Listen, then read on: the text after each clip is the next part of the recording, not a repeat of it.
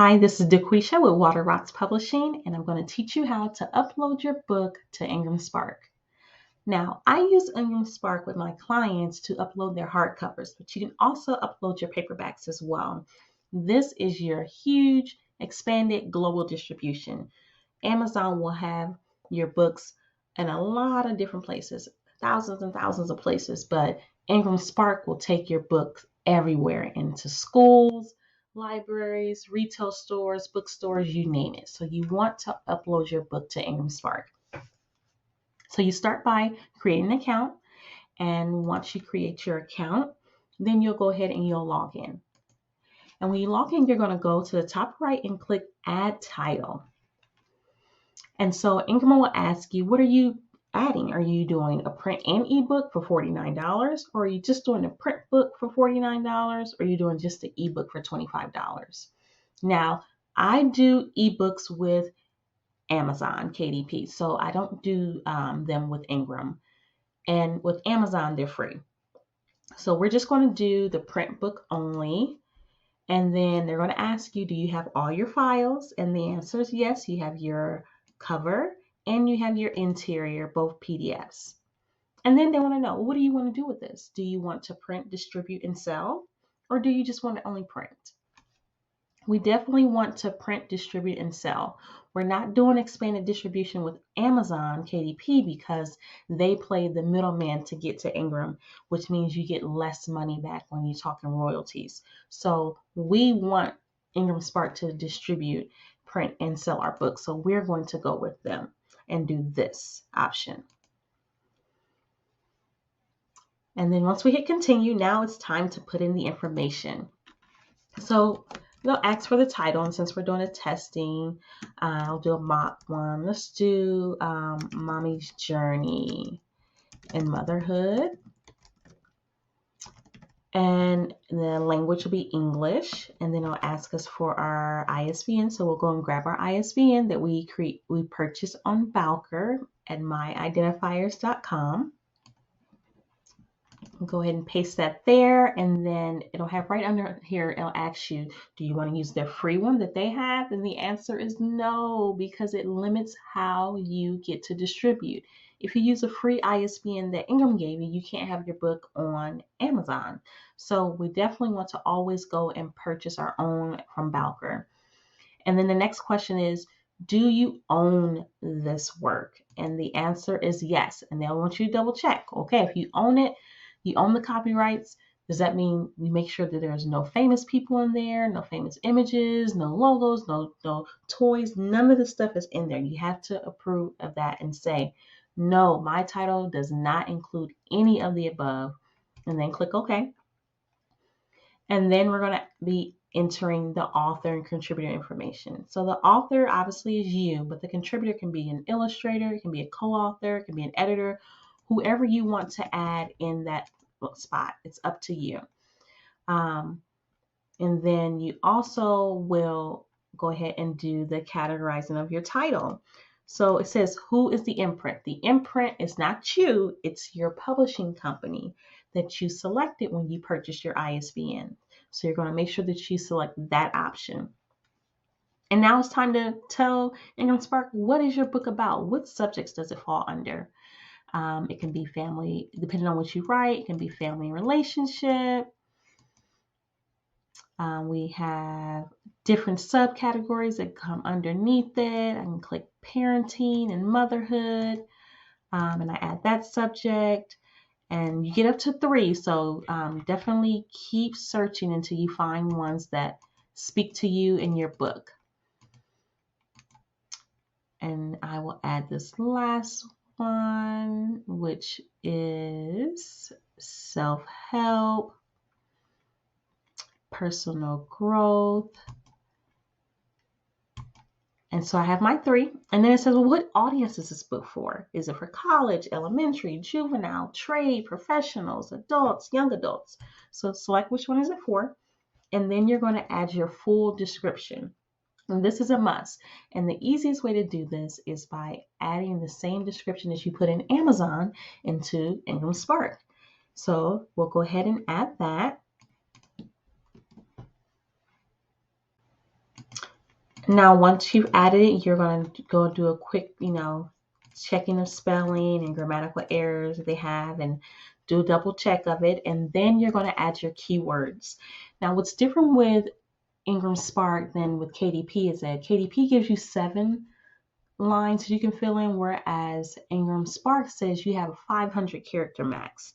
All you need to do is just separate them by semicolons. So we're just going to just start typing our keywords in, as many as we can fit in there. And you want to think about, what will people search when they look for my journal or my book? And those are the keywords that you want to put in there. Books about parenting, books about motherhood. Make sure I put my semicolons in those. And so you're just going to keep filling them up until you hit your 500 character mark. And then once you're done, then you're going to go ahead and click continue.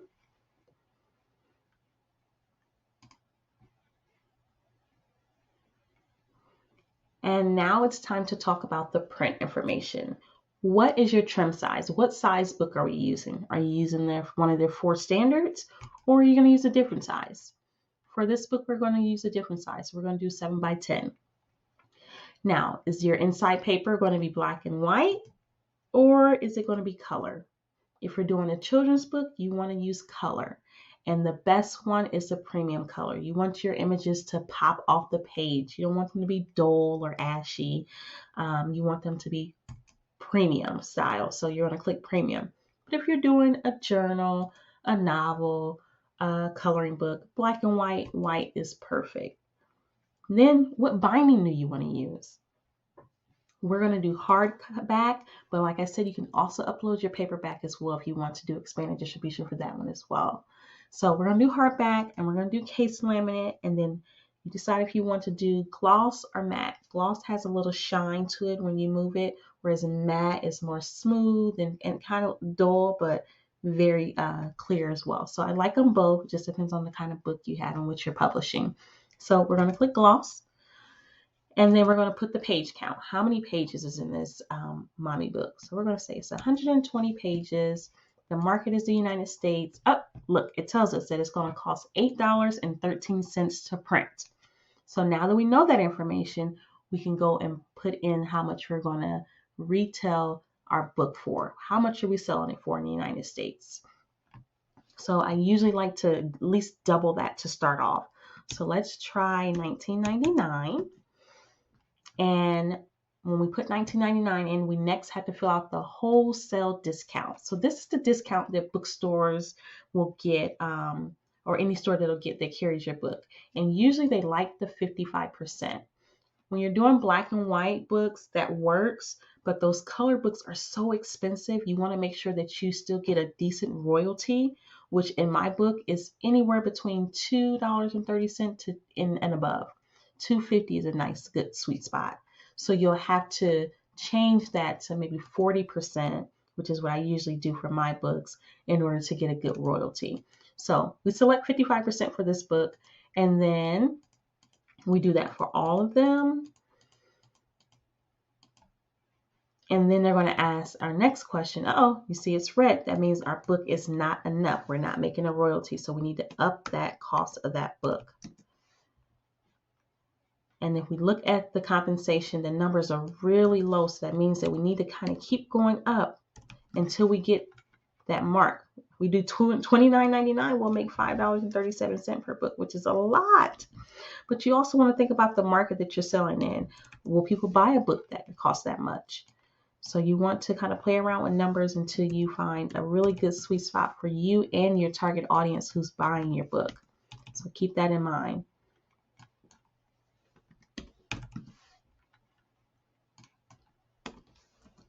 And because the countries are different, the currency is different, you have to change it to accommodate their currency so that you are making profit when you're selling your book.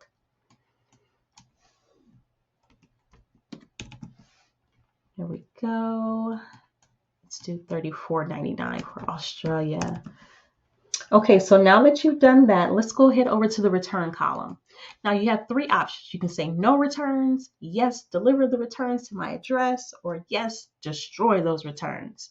Now the no option is not an option, because if you want your book in stores, you have to have a return policy, because that's very unattractive to them and they won't even carry it because things happen. The book isn't as popular as they thought it would be. It's not selling. It's holding up space for other books that could be selling, so they want to return them. So then you have the option of yes, return them, but deliver them to me. But the caveat to that is the books can have been sitting in the storage unit where it's just covered in dust. It could have gotten ruined. Pages could have been torn out. It could have been returned to the store and it's just deformed. There's all these crazy things that could have happened to this book. And now it's being returned to you and you're housing it in your house or in your garage and you can't sell it because it's destroyed and it's ruined. So we do not click that option either. We click yes, but destroy it, IngramSpark. Let them return it, but destroy it for me.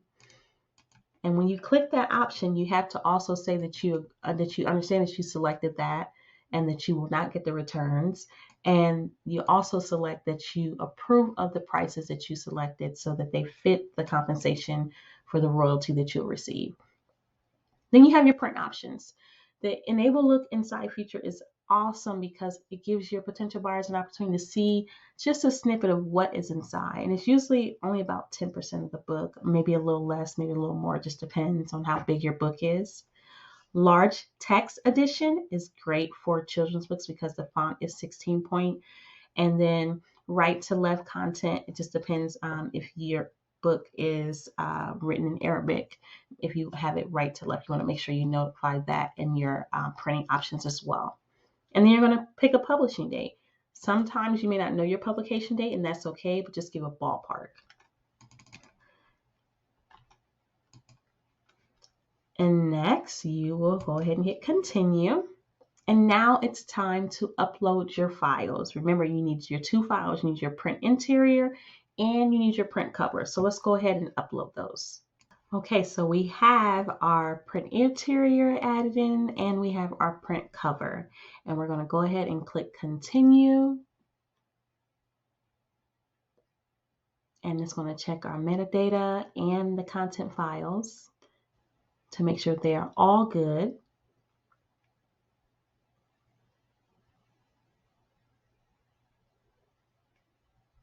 And it doesn't take long at all. It's just usually a few seconds. All right, everything is in the green. We're good to go. And now it's time to purchase. So like I told you, it's $49. So usually IngramSpark has a code that they may give out, but you have to sign up for their emails to catch the code. They don't give them out as much as they used to, but every now and then there's a code.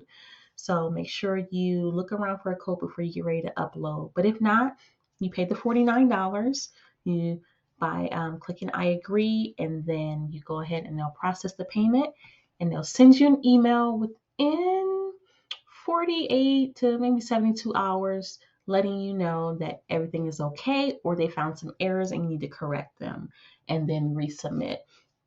And then after that, you're good and ready to go. Your book will be available for purchase, for you to order if it hasn't, if your date hasn't come for publication yet. You'll still be able to order copies. So if you want to do pre-orders, you can do that. Or you can just let it sit there toasty and waiting for your publication date.